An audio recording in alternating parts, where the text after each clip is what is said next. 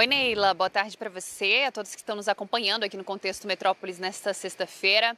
Pois é, Neila, já era um cenário esperado, né? Ali tanto por aliados do presidente Lula quanto ali pela oposição, esse veto ao projeto de lei da dosimetria. Ontem a gente falava em uma expectativa antes do evento acontecer, esse evento que lembrou os 3 anos dos atos do dia 8 de janeiro de 2023. Havia ali a expectativa desse veto acontecer, né? Não sabia ao certo se seria um veto parcial ou um veto integral a esse texto que foi aprovado no dia 16 de dezembro lá no Congresso Nacional. Ele passou a tramitar ali pelas duas casas, Câmara dos Deputados e Senado Federal, com o texto do deputado federal Paulinho da Força. O texto foi aprovado, mas ali mesmo já havia um cenário de que o texto seria vetado pelo presidente Lula e que ele retornaria para as mãos dos deputados e dos senadores para que eles pudessem analisar esse veto, se eles vão manter ou se eles devem derrubar o veto feito a esse projeto da dosimetria que prevê aí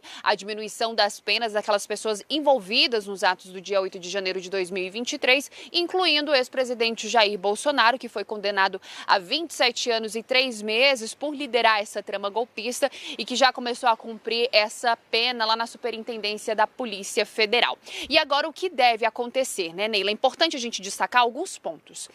Primeiro deles é que o presidente Lula, ele teria aí até o dia 12 de janeiro deste ano para poder sancionar ou então vetar esse projeto. O que o presidente Lula então preferiu fazer? Usar esse ato do dia 8 de janeiro para poder fazer esse veto. Então foi um veto simbólico por conta desses 3 anos dos atos. Agora, tanto ali a base governista dentro do Congresso Nacional, ela vem trabalhando. Antes mesmo desse veto ser, de fato, dele acontecer, nós tivemos uma coletiva feita por Lindbergh Farias, líder do PT dentro da Câmara dos Deputados, onde ele disse que o governo, a base governista, já estava ali mapeando o número de votos para que esse veto pudesse permanecer, para que ele não viesse a ser derrubado. Então, ontem ele acabou reforçando essa parte que eles vão continuar trabalhando ali no número de votos para que esse veto não venha a ser derrubado.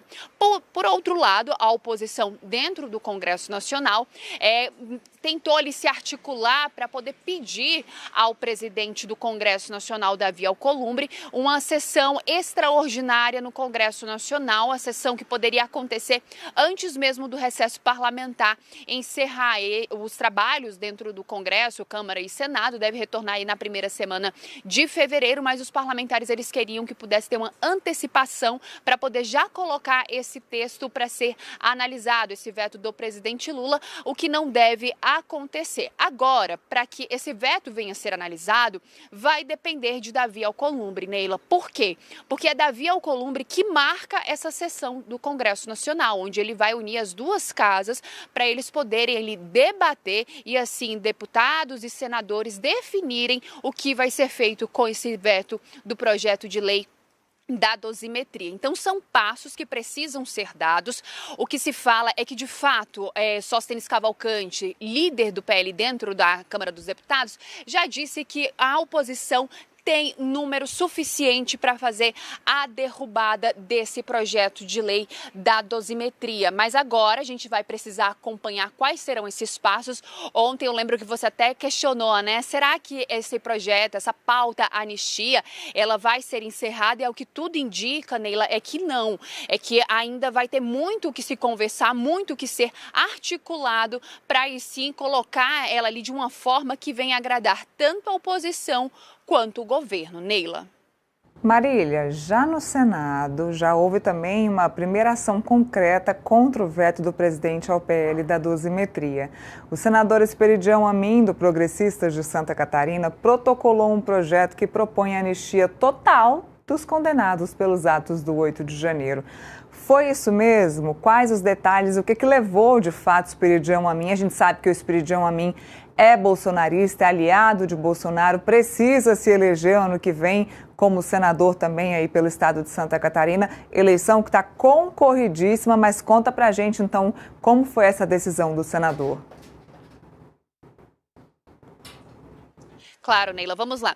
Assim, já era esperado, né, esse veto do presidente Lula, esse projeto de lei da dosimetria. Então, de forma imediata, a gente já teve aí as reações dos parlamentares, tanto da oposição quanto da base do governo, em relação a essa ação que foi feita pelo presidente Lula de veto a esse projeto. Então, Esperidião Amin, ele já protocolou ontem mesmo, quinta-feira, 8 de janeiro, o projeto de lei da anistia. O que é importante, né, a gente vem sempre falando que pontos que precisam ser destacados. Por quê, Neila? Porque a história se constrói, né? Nada acontece por acaso e nada é de hoje.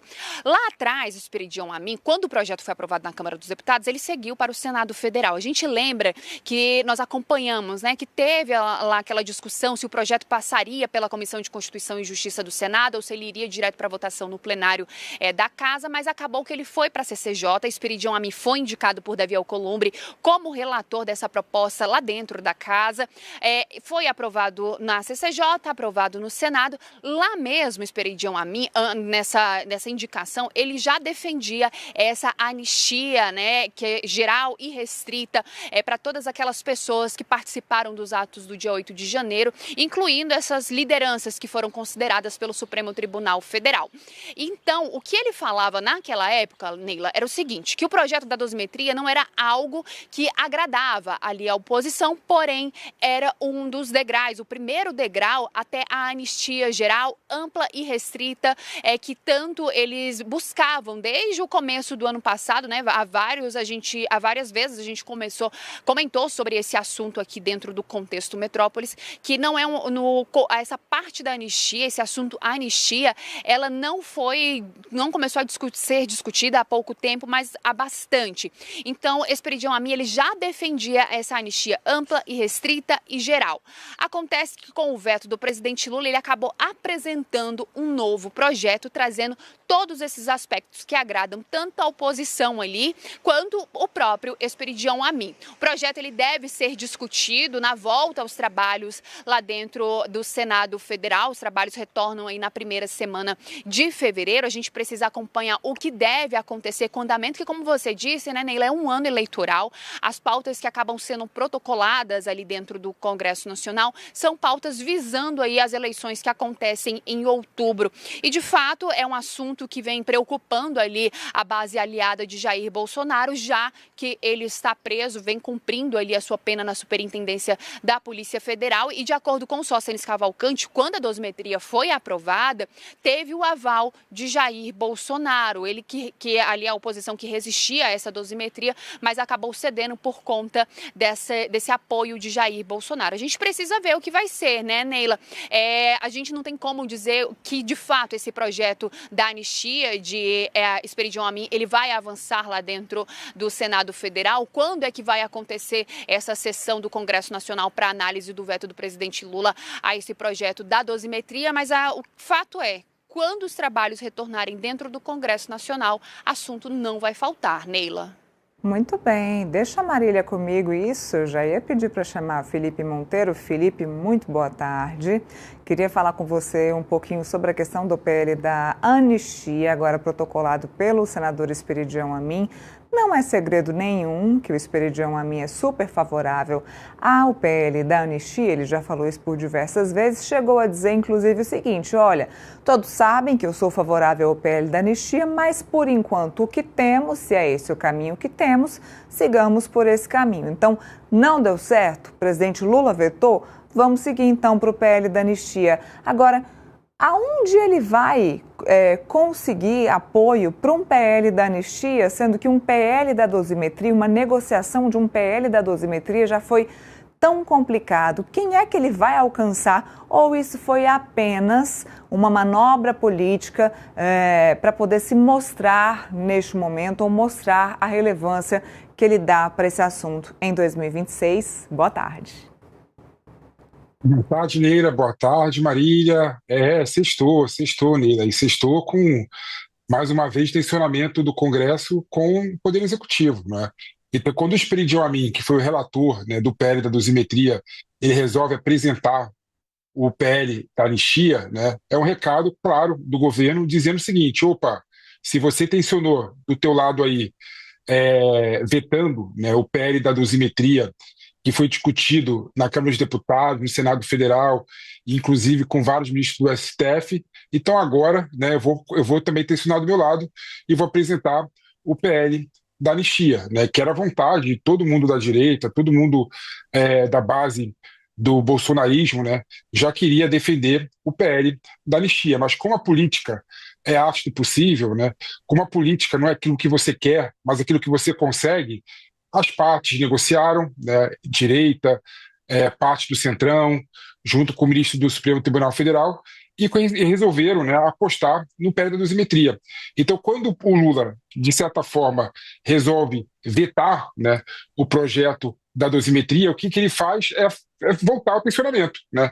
Então, essa medida, esse movimento do Esperidião a mim, nada mais é do que querer tensionar, né? E é claro, né? É claro quando você vê, por exemplo, que o PL da dosimetria foi aprovado por quase 300 deputados federais, pela vasta maioria dos senadores, né? E você vê, né, que basta ter a maioria absoluta, né, que é um pouco mais de 250 deputados, né, para você conseguir caçar o veto, né? É claro que esse veto tem tudo para cair, né? Não precisa ter o tensionamento do Esperidião a mim. E tem um ponto nele que é importante destacar, né, que quando o PL da dosimetria, né, volta para o Congresso Nacional, né, eles têm 30 dias para analisar o veto, né, do presidente da República, né? Então, quando esse projeto voltar para o Congresso Nacional, né, tem 30 dias para votar, né? Se não votar, tranca a pauta, né? Tranca a pauta. Sim. E não pode mais votar nada no Congresso Nacional que não seja analisar o veto da presidência da República. Então, essa questão do PL da dosimetria, né, do veto do Poder Executivo, vai sim chegar rápido no Congresso Nacional, né? E se o Alcolumbre não chamar o Congresso Nacional para analisar o veto do Poder Executivo, a pauta é trancada e para qualquer tipo de discussão, de qualquer tipo de projeto de lei que o governo quer. Então, imagina o seguinte, Nery, Marília, está tudo parado no Congresso Nacional, enquanto não se vota a questão do veto do Poder Executivo. Isso é bom para o governo? É bom para o governo ter parado e paralisado a discussão da PEC da segurança pública? É bom para o governo ter paralisado e ter parado, né, o PL da antifacção? Ou seja, para todos os lados, quando se analisa a situação, é ruim para todo mundo. É ruim para todo mundo, né?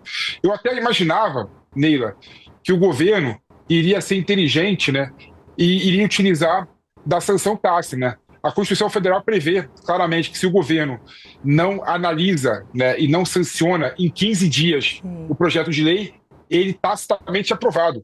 Eu até imaginava que o governo, para evitar ter que sancionar projeto, parte do projeto, ele ia apostar na aprovação tácita do PL da dosimetria. Mas não, o que ele fez? Resolveu fazer palanque político do PL da dosimetria. Então, mais uma vez, o que a gente está vendo é o tensionamento e é escancarar na cara da população como é conflituoso e é ruim a relação do Poder Executivo com o Poder Legislativo. Exatamente. E é interessante porque se tranca a pauta hoje, o único projeto, único não, temos dois projetos importantes que são da segurança pública, já falamos sobre ele aqui ontem, PL antifacção e PEC da segurança pública.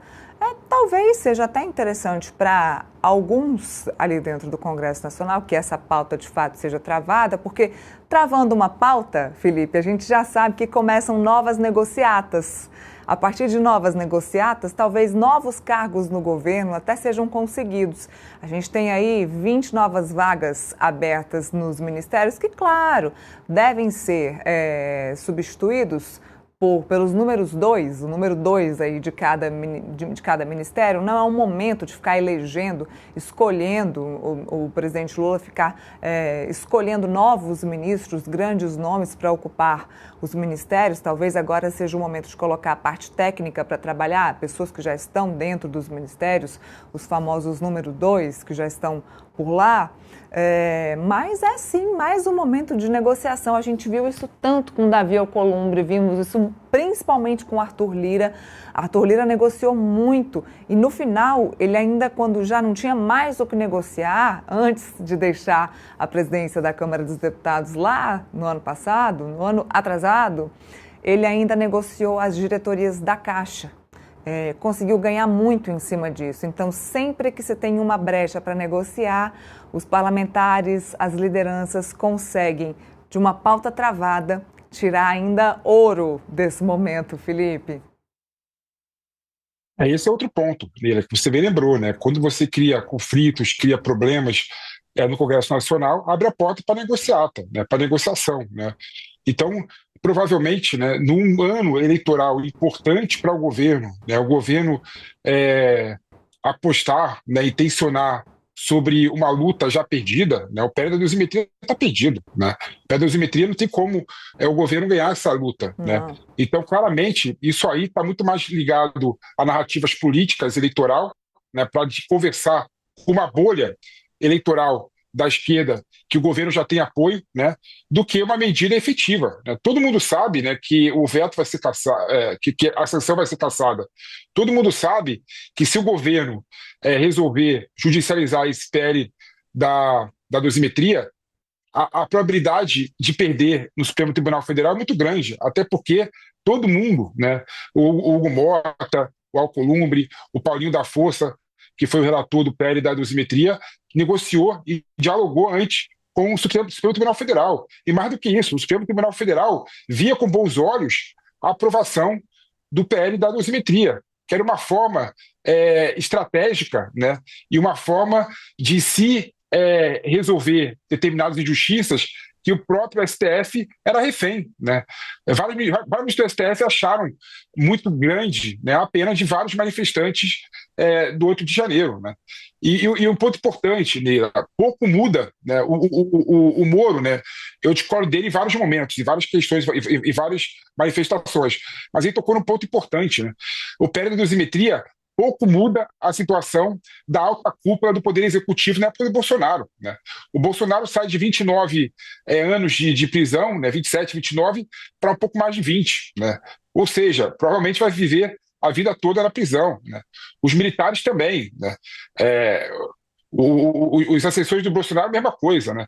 O PL da dosimetria ajudaria muito mais os milhares de manifestantes do 8 de janeiro, né? Então, até nisso, né, você vê que o governo estrategicamente falhou, né? E ao falhar, vai ter mais tensionamento com a Câmara dos Deputados, com o Senado Federal, e você tocou num ponto importante, mais tensionamento abriu a porta, escancar a porta para negociar, vai ter que dar mais cargo, vai ter que dar mais emenda parlamentar, ou seja, é o governo, no ano eleitoral, andando para trás e não andando para frente.